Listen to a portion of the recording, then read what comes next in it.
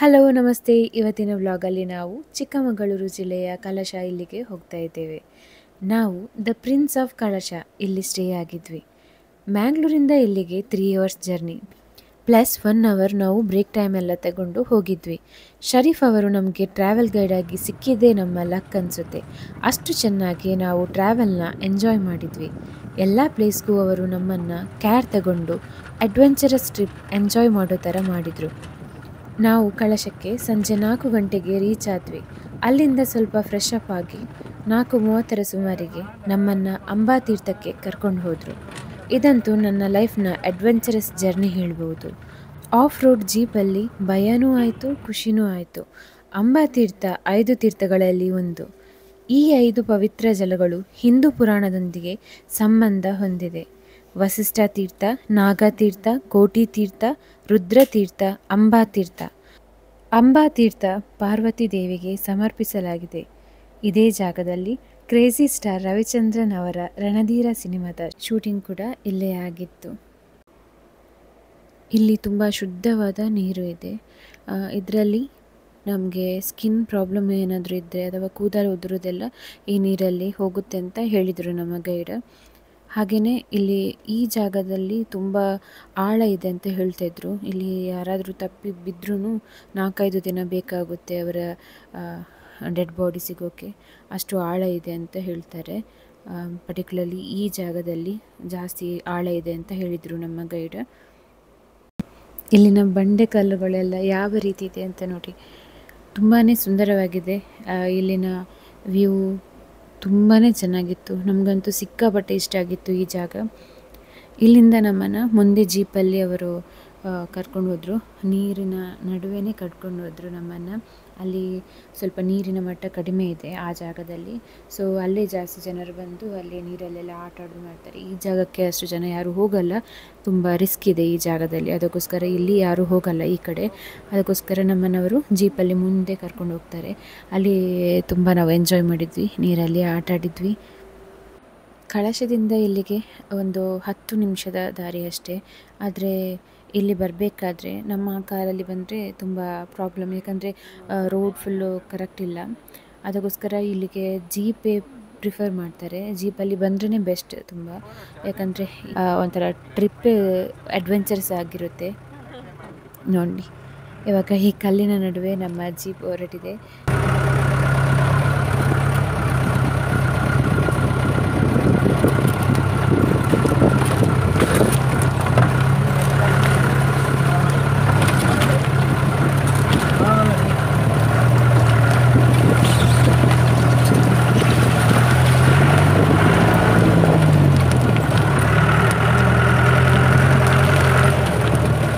Bus ಇಷ್ಟೇ ನನಗೆ ತುಂಬ ಉಂಟದೆ.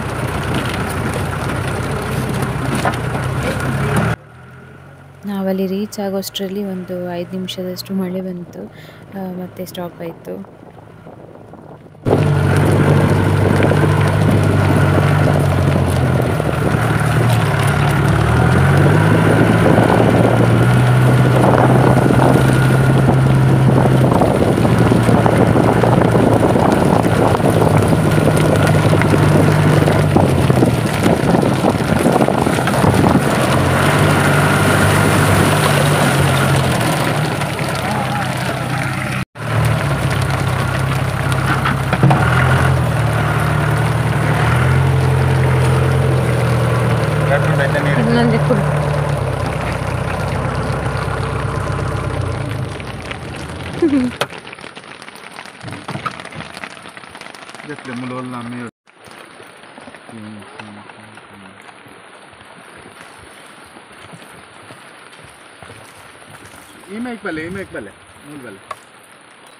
ನೀವೇ ನೋಡ್ತಿರ್ಬೋದು ಈ ವಿಡಿಯೋದಲ್ಲಿ ಎಷ್ಟು ಕ್ಲೀನ್ ಆಗಿದೆ ನೀರು, ಎಷ್ಟು ಚೆನ್ನಾಗಿದೆ ವ್ಯೂ ಪಾಯಿಂಟ್ ಎಲ್ಲ ಅಂತ.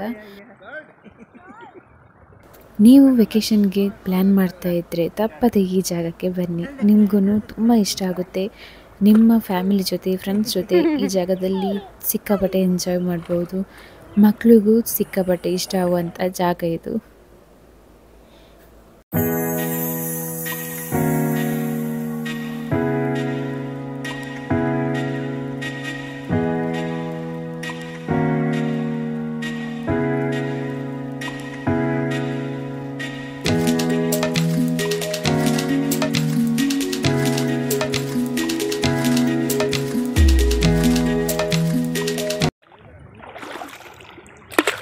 ದಾನೆ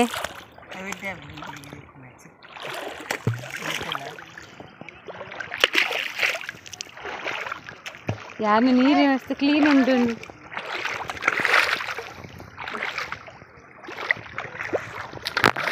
ಜಾನೆ ಬಜಾರುಂದಿಲ್ಲ ಏಯ್